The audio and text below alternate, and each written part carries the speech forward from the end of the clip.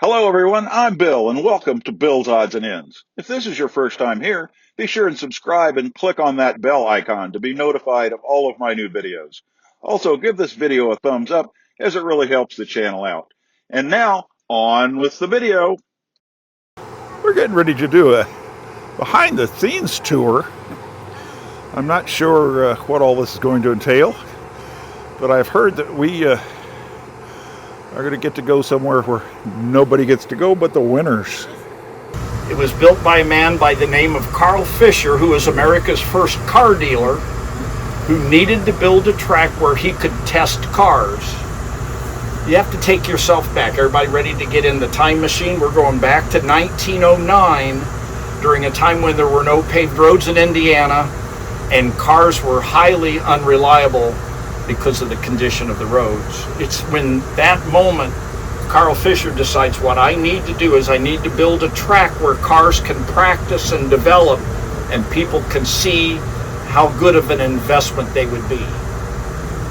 They end up buying this property, which used to be the Presley family. Now I'm just wondering, does that name ring a bell for anybody? A little bit.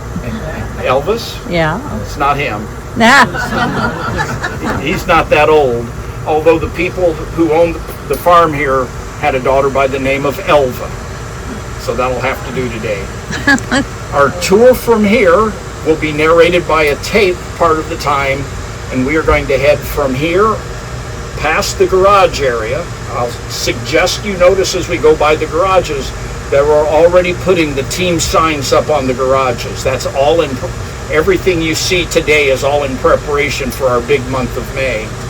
So you'll see the garage area, you'll get a chance to hear some history, and we'll introduce you to the second most famous track here.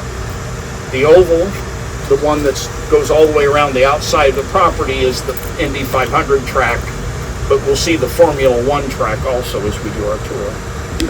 I'm hoping as we do this as a big group, we can kind of stick together and also convince you that asking questions is a good thing, because I love answering questions. Is anybody sitting there right now with a question you'd like to just get off your chest? Anybody? The Formula One, it ran, what, once or twice here? Formula One, that's a nice question. Formula One raced here for 8 years. The first year was in 2000. The last year was in 2007. Michael Schumacher was the most famous and successful driver in that era, although the last race in 2007 was won by a young kid by the name of Lewis Hamilton. We built the Formula One track for them. We also built the biggest building on campus, the pagoda. You can see it from where you're sitting. Believe it or not, before we're done, you get to go into our Buddhist temple. So how many other races are done here? There are 6 major events here a year: 2 IndyCar races, 2 NASCAR races, and 2 sports car races. Mixed in amongst those 6 races that take place between now and October, we have all kinds of other racing groups come here. And there's literally going to be very few days between now and going deep into fall where this track is not busy. Lots of cars going on here. Today you're going to notice people in orange suits running around. We have our safety crew here being trained and reminded how to react in case they have emergency needs during a race in the upcoming season. All right. How about 3 guests on Here we go.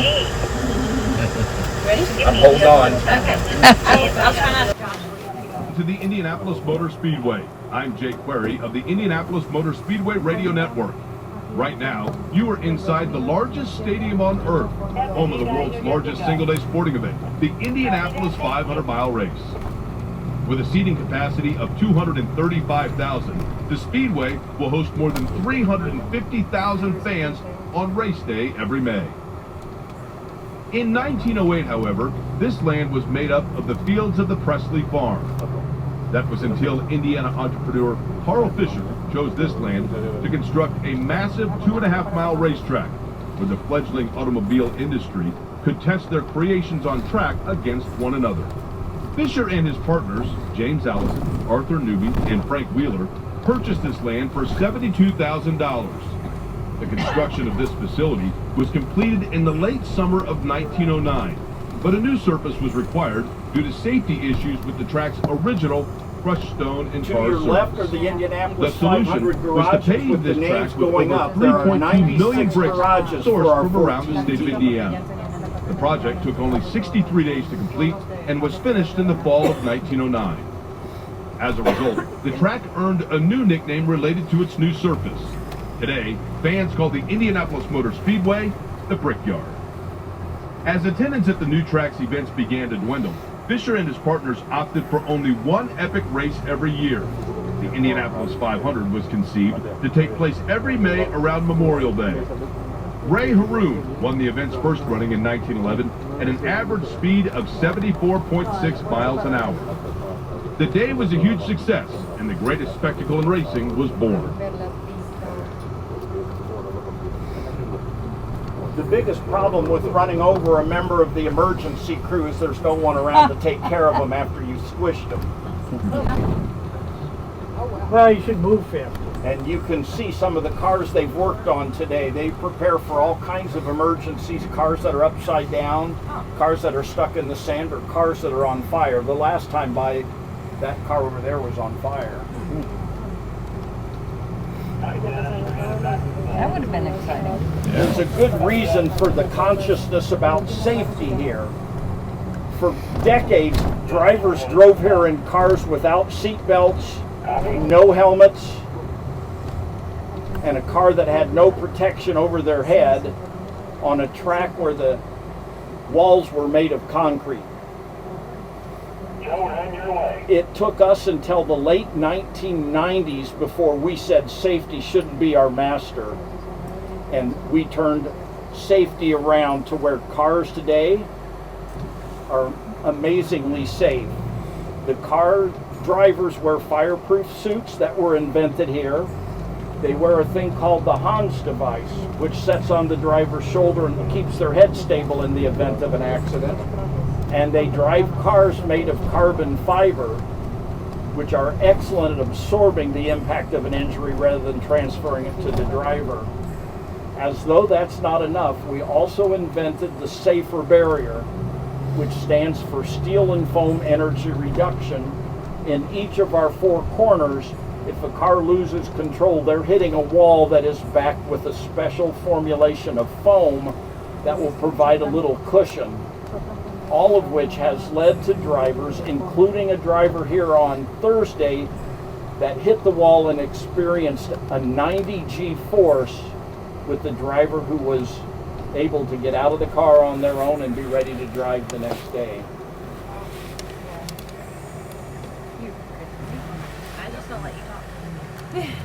On your right is the back straightaway of our infield road course. While the Speedway's original track design included an interior road course, it would not be constructed until 1999 for Formula One racing. Since its installation in 2000, the road course has been used for numerous other events. In fact, if you stood on its surface, you would be simultaneously on an F1 track, MotoGP motorcycle track, an IndyCar track, a NASCAR track, an IMSA sports car track, and even an FAA certified runway. That's right, the Red Bull Air Race aircraft took and landed from Pullman Boulevard when they competed here. The road course is not the only track within the Speedway.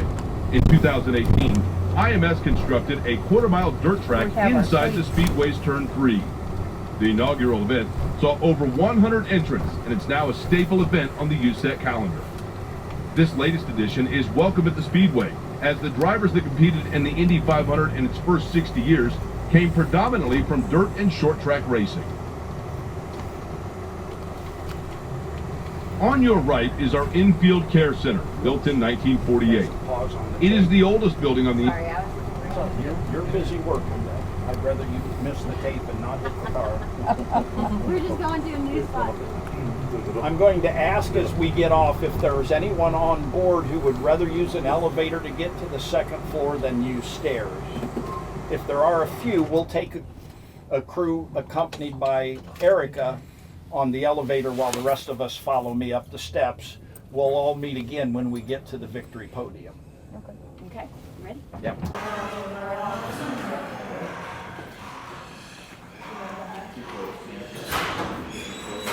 We're now inside the pagoda.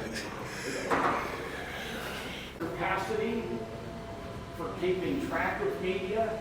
This is the overflow room. On the Wow. fourth floor of this building, we have The room for overflow another room. 400 members of the media. Wonder what it takes to get media credentials. That could be fun. Crisis. There was no racing here during World War II, and in 1945, near the end of the war, a former driver came here to test tires for Firestone and found the place to be a wreck. There were trees growing out. Think about what your yard looks like if you don't mow it for 2 weeks. 4 years this place went unattended. And when we contacted the owner of the track, he says, oh, I don't have the money or the energy to fix the track. I'm going to sell it, and it's going to become a housing addition. Well, Wilbur Shaw, that former winner, said, no way. And he goes out looking for an investor and finds the man who owned Clabber Girl Baking Powder in Terre Haute, Indiana, who had enough money to buy this place and pledged to fix it up in time for 1946 race. As he took the job as the owner, the first call he gets is from that guy down there. In 1946, Tom Carnegie was 23 years old, and he had just landed his first job in broadcasting. Think about that. 23 years old, he's picking up the phone and calling the owner of the Indianapolis Motor Speedway, and he says, Mr. Hallman, you don't know me, but I love car racing. I'd like to volunteer to be the track announcer. And Tony hired him that day because he had lots of work to do. Tom Carnegie took the job and kept it for 60 years. He was famous here because whenever a car would qualify faster than a car ever had in history, he would get on the world's largest PA system and say, and it's a new track record! And the crowd would go crazy, and they kept coming back to hear Tom and watch the cars go faster than ever.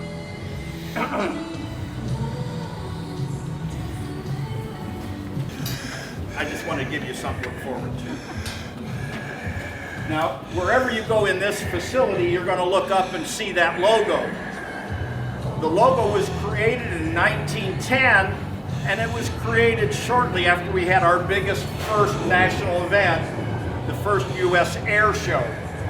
Tens of thousands of people came here to see a plane that had been built by two kids who grew up in Indiana. If we could make way, this group will be able to move through here. They wanted to see a plane built by two kids who grew up in Indiana, a guy named Orville and a guy named Wilbur. And here, people witnessed planes in the air for the first time in their lives, creating such a phenomenon that as we created our logo that year, it just had to have wings in it. Interesting. This is also an important spot on race day. If you come to the race and they take you by the arm and bring you here and say, this is your station, chances are you're last year's Indiana Dairy Farmer of the Year. Because if you win the Indy 500, you drink Milk. milk. It's a great tradition that started in 1936 when a guy named Louis won the Indy 500 for the third time and drank a bottle of buttermilk to celebrate. A picture of Louis Meyer with a milk mustache holding that bottle shows up in newspapers all over the world, and the Dairy Foundation can't get here fast enough with their sponsorship check. Still today, milk is the drink of choice, and if you win the race, take a drink of milk because it's going to pay you an extra $10,000. And right behind this wall is where the milk drinking takes place. Follow me. Sitting happily in their car gets raised by this checkered flag elevator that raises the car up to the top of the podium, and right here's where the milk is drunk. Now, pictures are allowed here. We welcome you to step up there to get your picture. But that's not enough. Wait. No, you're good. If you stay here for a picture, you have to act like you just won the Indy 500. Which means he just won $4 million.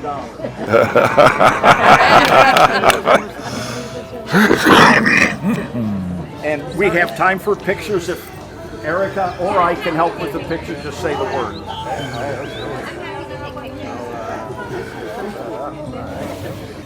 This is probably the coolest thing I have ever done in my life.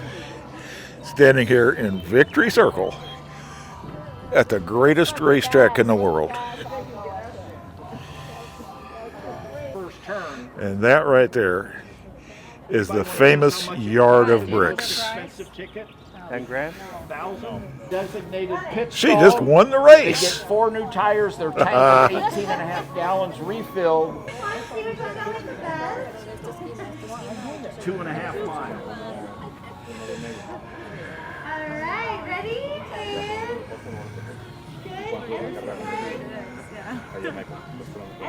All right. Do you know the price? No, the normal price. All right, ready? Got it. How long does it take the complete Race orders.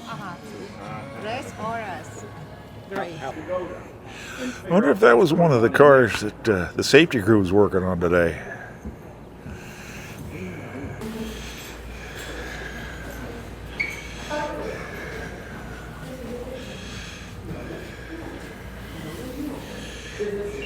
For all the races here? I'm sorry now. Does this pagoda get used for all the races? The full building is used variously based on the event, but most people want to be in here. The floors above this are all hospitality suites and special guest suites. So this floor, whenever there's a race, is always used. We're on the second floor, which is where we keep track of the race. In 2011, we hired 2,000 people to try to keep track of the race.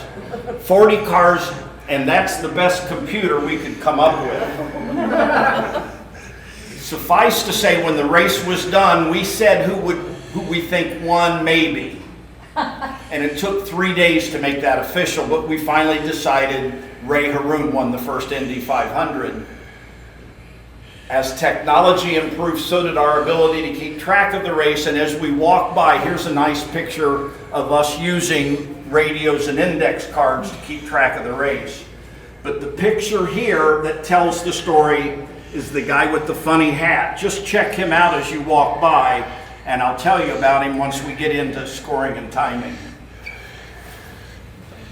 Bricks that were made in 1909 that made the original 2.5 mile track. Those are the original bricks.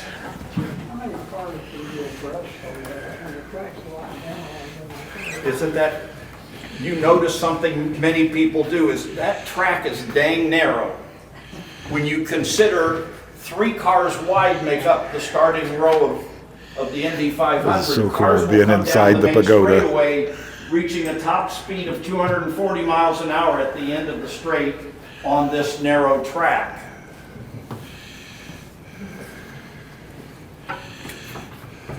The bricks above them is the flag stand. That's where we wave the green flag to start the race and the checkered flag at the finish. We wave the flag from that flag stand. It is a replica of the crow's nest of the USS Indianapolis, a most famous World War II cruiser. And what about Larry, you say? The guy with the funny hat out there is our most famous fan. You met our most famous announcer. Our most famous fan is a guy by the name of Larry Basiglia. He was a car mechanic in Yuma, Arizona. When a guy came into his shop and said, "Larry, did you know that if you're the first person in line for the Indy 500, they let you in for free?" That's all the encouragement Larry needed, and he goes out, gets in his DeSoto, and drives from Arizona, pulling up to gate 1 3 days before the 1948 race. And there are 2 people in line ahead of him. He keeps trying, and in 1950, he takes no chances. He gets here on May the 1st, prepared to sleep in his truck for the next 30 days in exchange for being able to say he was Mr. First in Line. He accomplished that task and enjoyed it so much. He is the first person in line every year between 1950 and 1987. Sleeping on a plywood plank in the back of his van or cargo truck.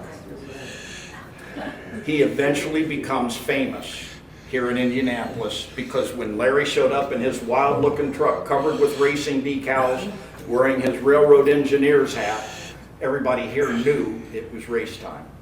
And we adored Larry for that. He eventually got a pass to come and go as he pleased, and you saw him pictured out there setting and scoring and timing on race day. How do you get in the process? I'm sorry, now. Famous NASCAR driver Kyle Larson drove here last year and entered the pit lane going 60.9 miles an hour. Oops. And he had to be penalized. What do they do for a penalty? For speeding in pit lane, they have to go around the track, come back in pit lane again and stop, and then start again. It's the equivalent of being penalized a lap. Let me just say this, if you get that penalty, you're not winning the race today. All right, let's figure the pagoda mystery. They built this building to keep score and time, and they unfortunately built it right next to the track.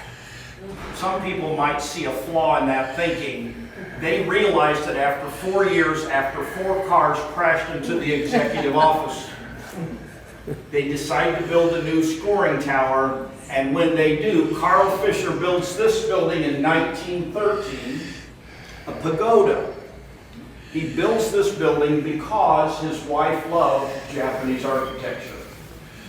And Fisher might be the first American man who realized that if his wife was happy, his life got better.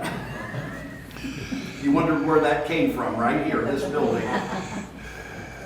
1926-25, the day after the race, they light this building on fire, and that's how they got rid of it. They replaced it with this new modern pagoda full of modern accessories. Telephones, VIP seating, and even a scoreboard. There was one year at this level where they had 33 men dress up with jackets and a car number on their back. And they sat in their seats backwards facing the crowd in the order of the cars during the race. And during the race, if my car passed your car, we traded seats. It was a 5-hour game of musical chairs, resulting in the need for a visible scoreboard. You think, big deal, but I'm going to ask you to, when we drive away from here, look back at this building and look what circles the roof here on this 13-story building. We still have a scoreboard, just like we still have bricks, just like we still drink milk. Okay. We're going to make our way around to an elevator that will take us back. Concession stand is right there. And in 1937, the owner of the track during the Great Depression told the owner of the concession stand, don't let anybody go hungry. If they don't have money, give them food anyway. And when the race ended in 1937, Eddie Rickenbacker, the owner, went over, grabbed the tab from the concession stand guy, walked out where Wilbur Shaw was just celebrating winning the 1937 Indy 500, and he handed Wilbur the tab and said, here, you can afford to pay for this now.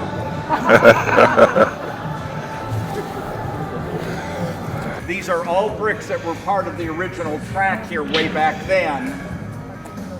In 1996, a driver by the name of Dale Jarrett won the Brickyard 400.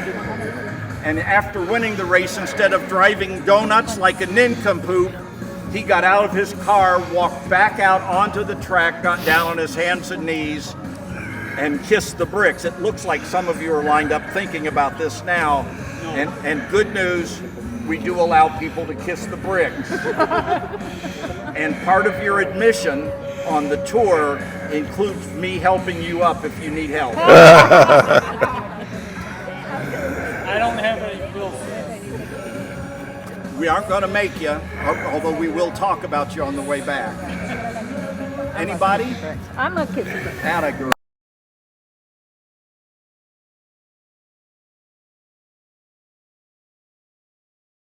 Before the beginning of any Indy 500, everybody here stands up on cue. The Purdue University band plays a few chords, and we all sing, "Back home again in Indiana." Yep. And it seems that I can see the gleaming candlelight still burning bright through the sycamores for me.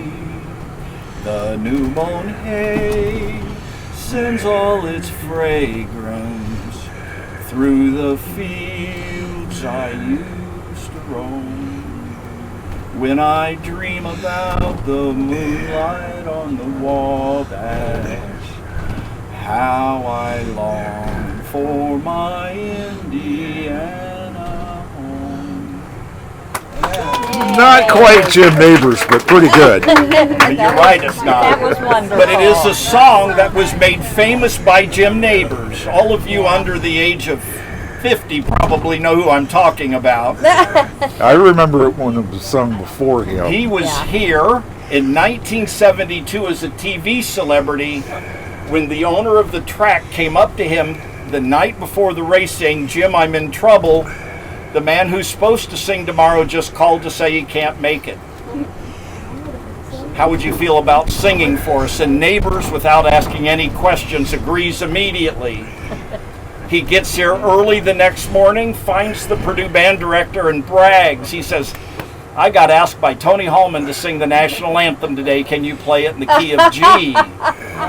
And the Purdue band director goes, "Oh my goodness, I am so sorry. We don't need you to sing the national anthem. We were kind of hoping you'd sing Back Home Again in Indiana." And Neighbors said, "Golly." Again, if you're under 50, you're not laughing, I get it. He said, "I don't know that song." Well, the Purdue band director pulls out a pen and writes the words to Back Home Again in Indiana out on Jim Neighbors' hand. They hand him a microphone, they put him toward a step ladder and say, "If you climb up there, they'll be able to hear you, see you while you're singing." And that's how he sang that song for the first time here in front of 300,000 people. I didn't know that. The way it came out melted our hearts, and he was back to sing it 34 times before his career ended as a singer here at the Indianapolis Motor Speedway. Jessica now is going to tell you just a bit about the building we're passing here on the right. But don't let its age fool you. Inside is a state-of-the-art trauma center with accommodations for both guests of the Speedway and the drivers themselves. With the IndyCar drivers approaching 245 miles per hour on the straightaways here at the track, the medical center is prepared to treat everything from minor injuries to severe trauma. If patients require further treatment, the IU Health Lifeline helicopter uses the grass plot adjacent to the medical center, which can transport a patient to a downtown hospital in minutes. Despite residing inside the Speedway, the museum is a separate 501c3 not-for-profit foundation. It is our pleasure to share the history of this legendary facility with guests worldwide. We hope you enjoyed your tour and your time in our city. Thank you for joining us today, and we will see you all out here on race day next year.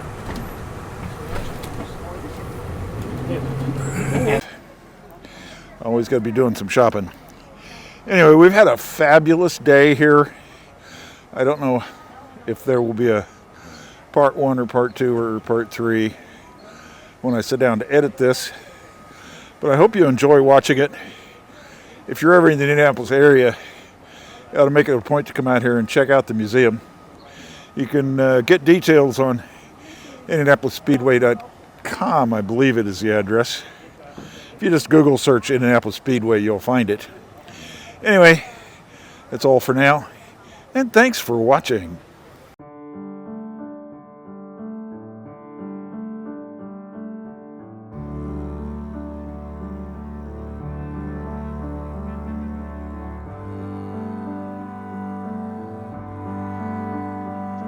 This has been an odd production. Thanks for watching.